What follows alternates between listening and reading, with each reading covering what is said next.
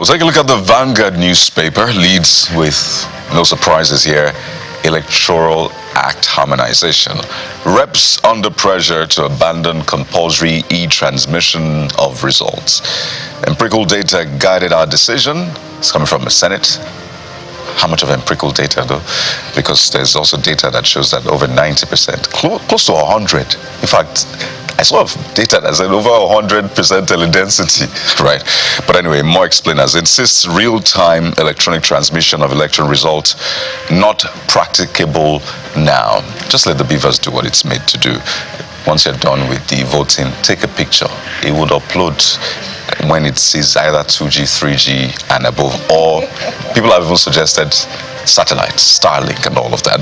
It's a page 5 read, but today is going to be a big day at the National Assembly where the harmonization will happen. But I must reiterate, our electoral process stands on various legs. So while we're talking about electronic transmission, we must not be distracted from the other major issues which we've outlined earlier on, because that is when we can say we have at least something close to a credible election.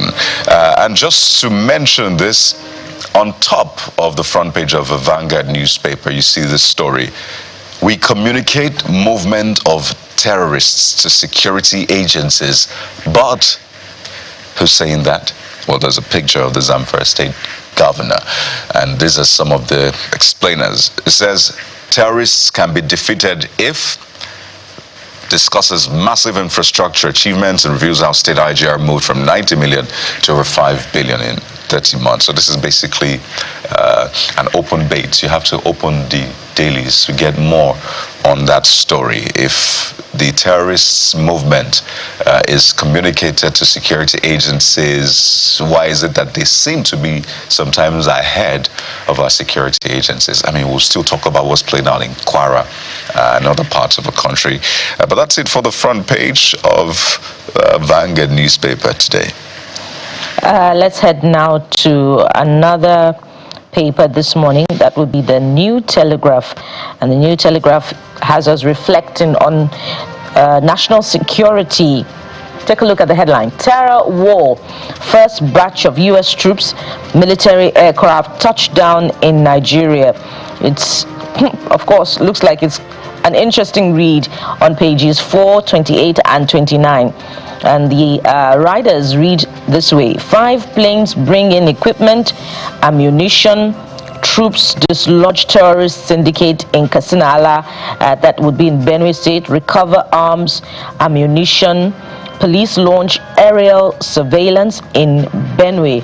Macban debunks terror links, urges diplomatic intervention over U.S. bail. And so this is yet another confirmation that U.S. troops that will be boots on ground have arrived in Nigeria. We need a conversation in the coming days, I believe, gentlemen, with the Minister of Defense over the implications of this military engagement or partnership with the U.S. Is there a bilateral military document that protects Nigeria's sovereignty regardless of the nature of this engagement with the U.S. government? Are we going to be seeing in the coming days another airstrike on a terrorist enclave in another part of the country?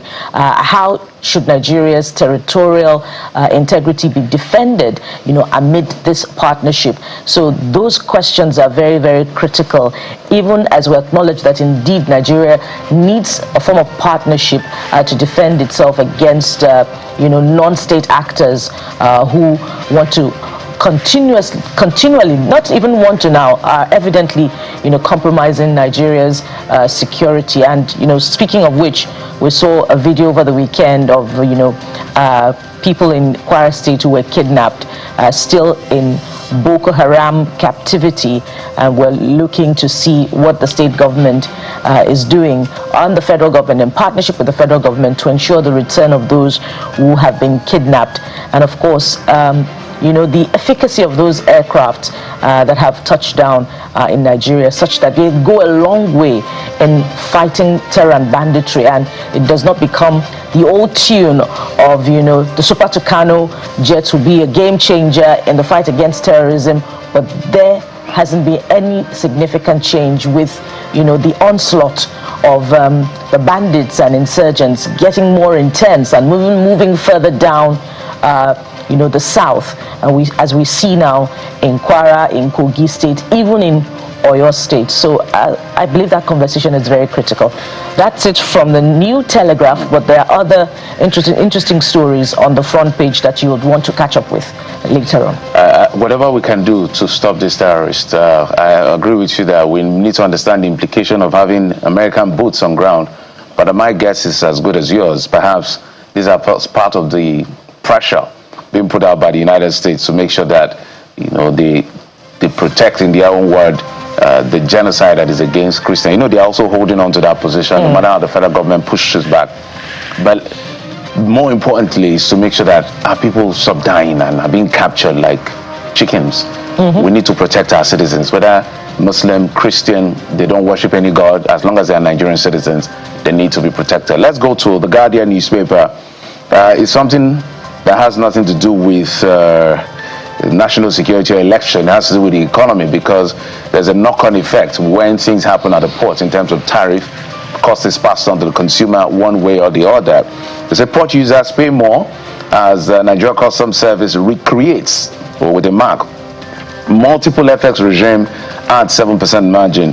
You can see the inside picture shows that, according to the Guardian newspaper, NCS, that's the Nigeria Customs Service, has left the exchange rate for assessing tariffs and other exchanges at 1,451.6 naira per dollar, a band that is 98.9%, because I know that the exchange rate is around 1,350 or so now, above the spot rate, and nearly 100%, 100 naira premium on the weekly average official rate. And this is not right. I don't know what the NCS is doing about this, whether this is a bureaucratic problem.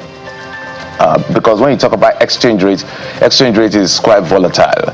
It could be stable, but it oscillates today against, tomorrow it loses, whether it's a dollar or it's naira, whatever it is. So if the exchange rate as at today, great work by the central bank in managing our exchange rate. I don't know whether this is full harmonization, because there's something they call managed float. Are we still doing managed float, or this is totally no form of subsidy at all? But whatever it is, we have gotten here at 1,350 from almost 1,900. So it's kudos to the government, but that has to reflect on some of these big importers who do business and import things. So if the exchange rate, as we know, in the open market spot rate is about 1,350 or 60, why are the people being charged at premium at 1,450 or in excess of that? So that's why the port operators, or the people that are into freight services, are actually complaining.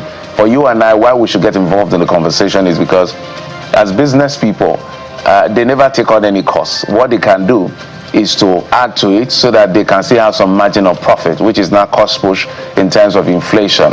So I'm sure that the NCS is paying attention to this, so that this, whatever is the cause of this discrepancy between what is the spot rate in the actual market of 1,350 or 1,360 as against the 1,451 being used here, I think it has to be sorted, guys.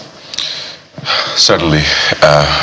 We have to ensure that we keep our fingers on all of those important areas. We mustn't lose sight of them. And essentially, that's why we have government to hold them to account on these issues, which they're meant to oversee.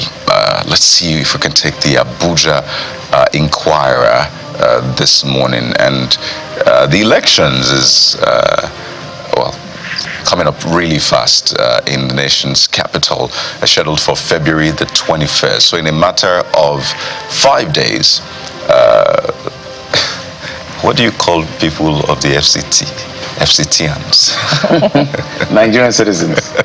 Abuja residents. Abuja residents, because each state has their own, Abians, Anambrarians, and the rest. But anyway, that aside, they'll be heading over to the polls for the FCT Area Council's election. I can see just right there on top of the big story, you see FCT decides, I'll support only those supporting Tinubu Wike. So what does that mean? His support, absolutely very important. But I wonder what the people who will then eventually either ratify his support or otherwise, what are they saying?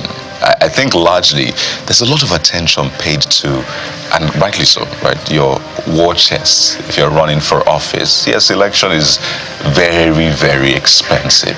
But isn't that a challenge? Because we then have to trade off. Right, the person that has the biggest war chest most times will be the most prominent and most likely to vote for. But that's usually not really the criteria for leadership.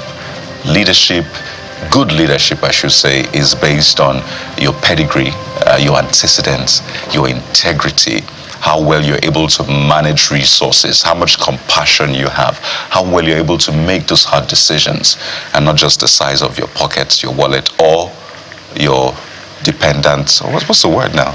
The person that sponsors you, your sponsor's wallet, that is the word. So FCT people, the ball is in your court in the next 5 days to really decide. But we'll keep our eyes on that and see how things play out on the program Radio and Channels Television. So that's it with the look at the dailies out there reporting the big stories. You can see that controversy as well between the NSA and the former Kaduna State Governor Nasir El-Rufai. We'll take a moment now. When we return, we'll speak to security. We'll talk about elections. We'll talk infrastructure in Ogun State. Part 2 of the conversation we had last week. We'll talk about the state of Nigerians in South Africa as well as the conflict in Ebonyi State. It's a packed show. Stay with us.